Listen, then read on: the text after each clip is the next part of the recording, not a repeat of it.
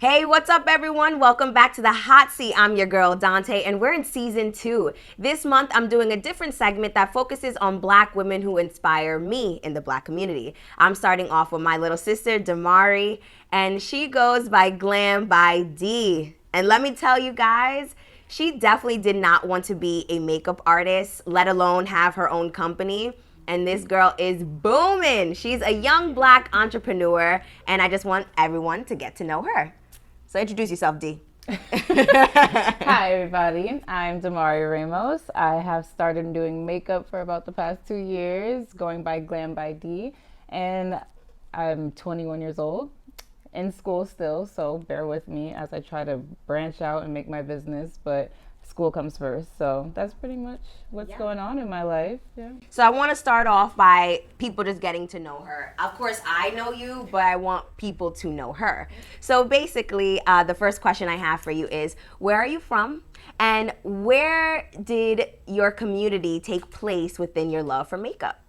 Okay, so I'm from Brooklyn, New York, but raised in Franklin, New Jersey, Somerset, Franklin, New Jersey.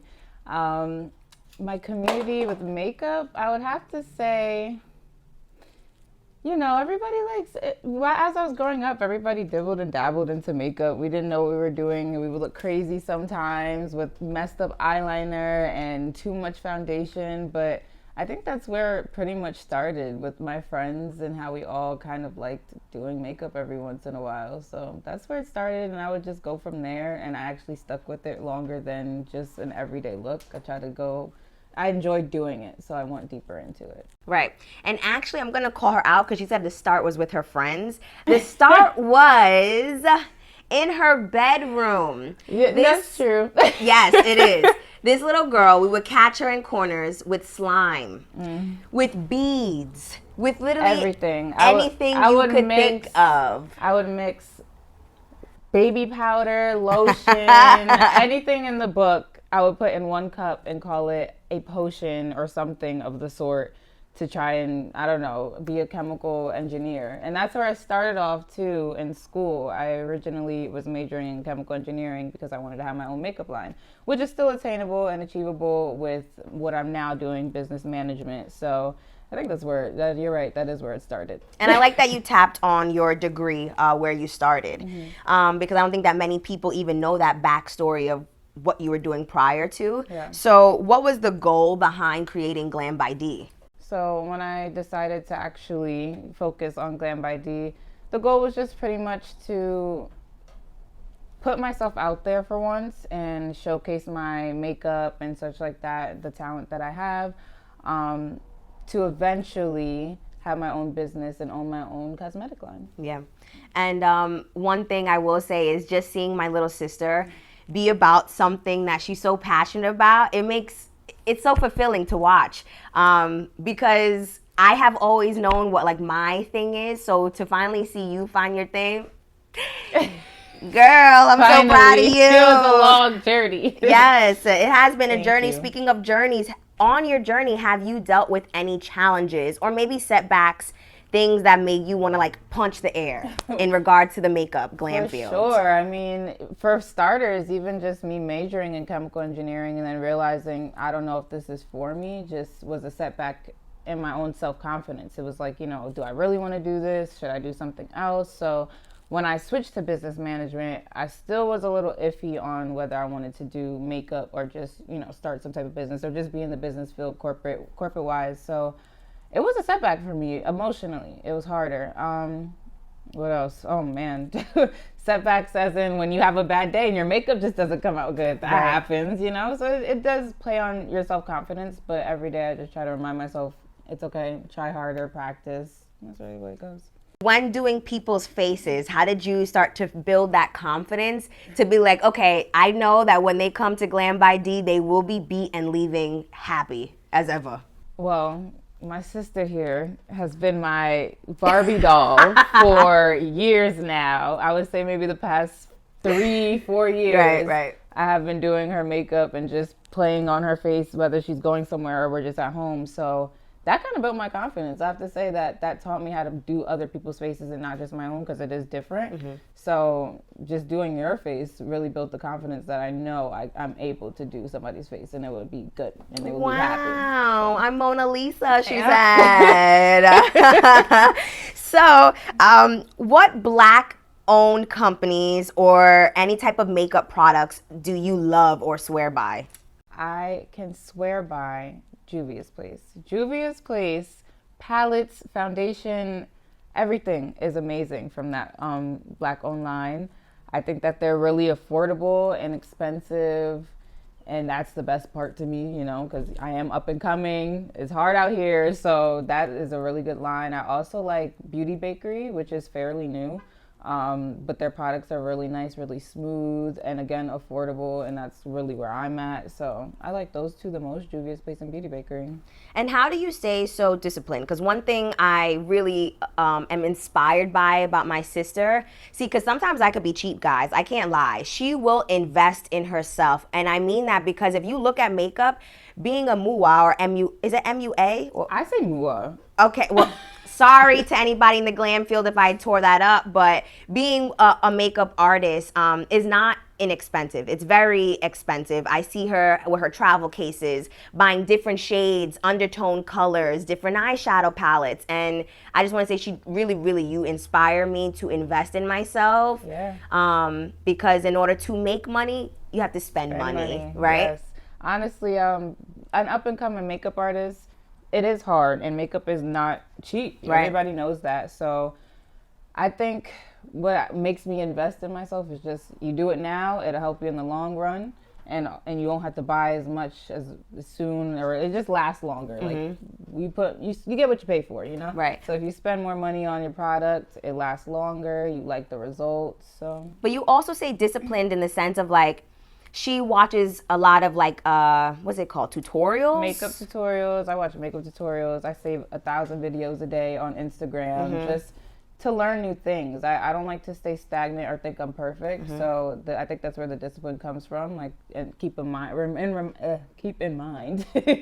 that you're not perfect. You have to keep trying, keep practicing. So I save videos, I go on YouTube, I go on webinars for like $15, right, and just try and learn every day.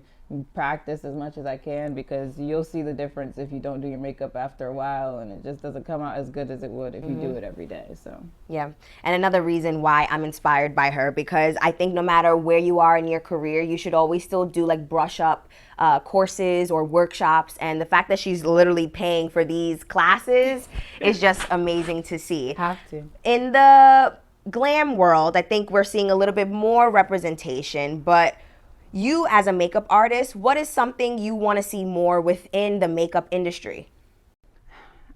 Truly, I am impressed by how Black women are getting more shine when it comes to that. You know, there's a lot more Black-owned businesses within makeup. There's more faces like in the limelight for makeup.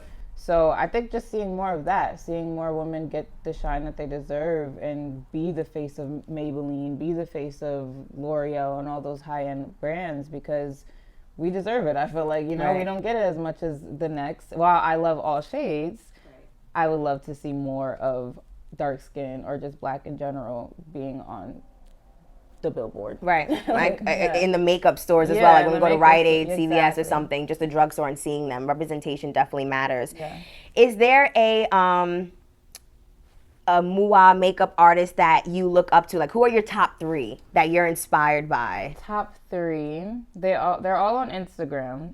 I would have to say Jackie Aina, because she's a beautiful dark-skinned woman that... She's a queen. She's a queen. Yeah. She's a queen. And she also, I like that she doesn't expect or tell people that you have to get high-end things to do your makeup. Like, she can use Maybelline too, you know, just drugstore products, and her face comes out amazing. She teaches us how to do that. I also love the Fashion Freak. I don't know if anybody knows her on Instagram. Never heard of her. She is where I kind of started with, like, I started loving makeup because of her. And another one, let's say...